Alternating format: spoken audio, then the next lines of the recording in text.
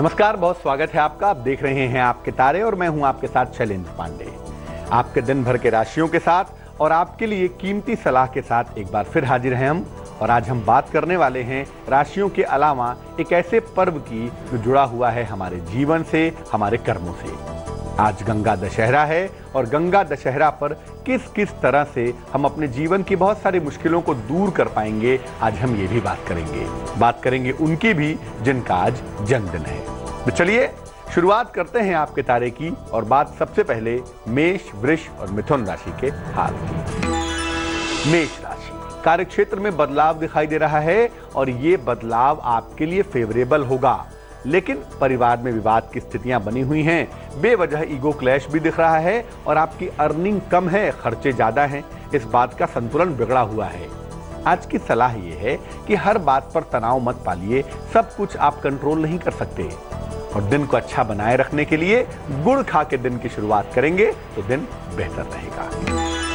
वृष राशि, आर्थिक पक्ष आपका बहुत अच्छा रहेगा। आपके तमाम संबंध भी मधुर होंगे। या तो वाहन खरीदने की प्लानिंग करेंगे या तो दिन भर घूमने की प्लानिंग करेंगे। आज की सलाह यह है कि सेहत का ध्यान रखिए, सेहत में लापरवाही मत करिए, खूब आराम करिए और मीठी वस्तु का दान करिए ताकि मिठास दिन भर बनी रहे। मिथुन राशि, विवाह के मामलों में मुश्किलें दिखाई दे रही हैं। विवाह तय होते होते बीच में रुक ना जाए, ध्यान रखें। तनाव बढ़ सकता है और आज काफी मेहनत करने पर ही लाभ होगा, यानी आज की जो दवाई है वो सिर्फ मेहनत है। आज की सलाह ये भी है कि वाणी पर नियंत्रण रखें, फ्रस्ट्रेट होके उल्टे सीधे स्टेटमेंट मत दीजिएगा और दिन को बढ़िया बनाने के लिए धनिया खाकर निकलेंगे तो दिन आपका बहुत अच्छा होगा। सबसे पहले जानते हैं कि गंगा दशहरा का पर्व आखिर क्या है और गंगा दशहरा का पर्व इतना इंपॉर्टेंट क्यों है।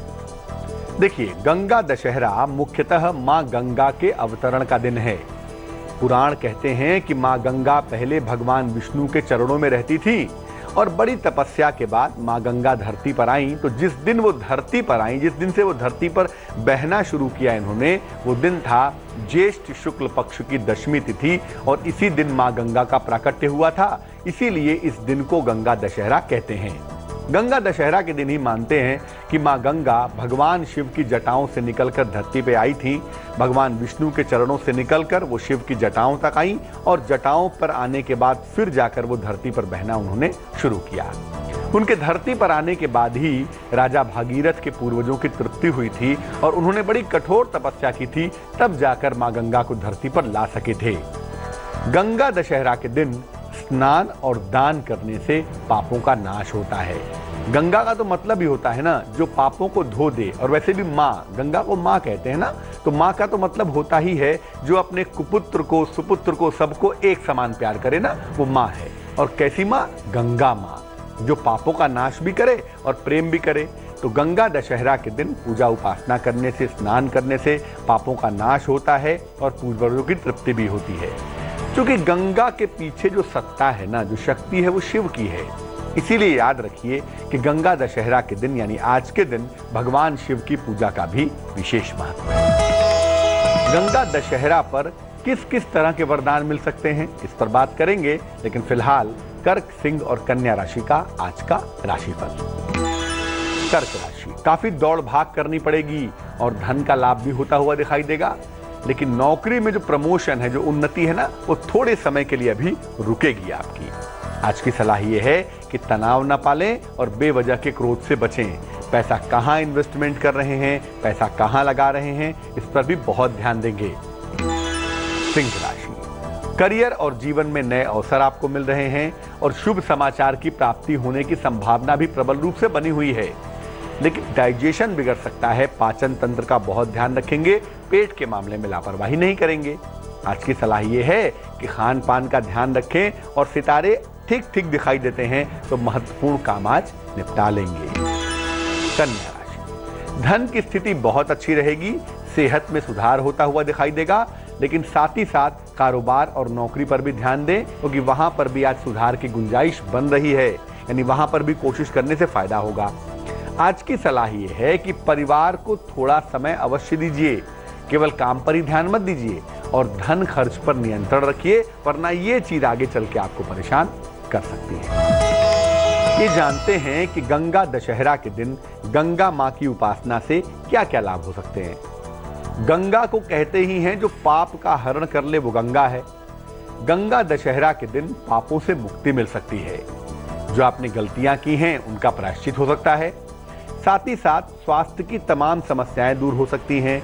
सेहत की मुश्किलों से आपको छुटकारा मिल सकता है। और याद रखिए, जो आपके पूर्वज हैं, जो आपके पितृ हैं, उनके उन्नति के लिए भी आप प्रार्थना कर सकते हैं और ग्रहों की पीड़ा से भी आपको छुटकारा मिल सकता है।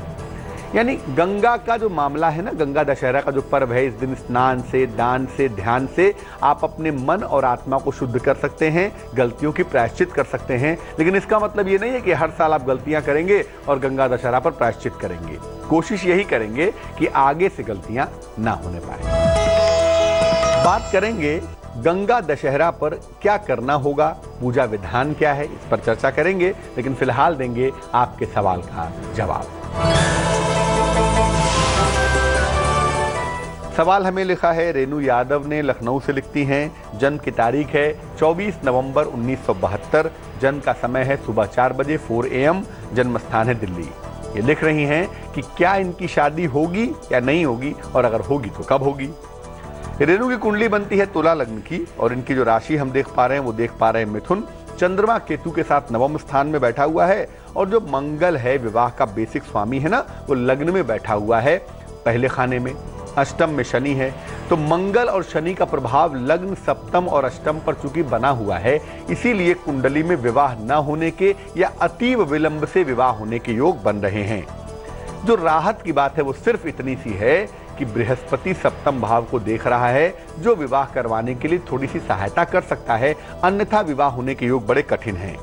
इस समय जो इनकी स्थिति चल रही है, बुध की महादशा में मंगल की अंतरदशा है, और मंगल सप्तम भाव का स्वामी है, तो इस समय प्रयास करने पे इनकी शादी हो सकती है।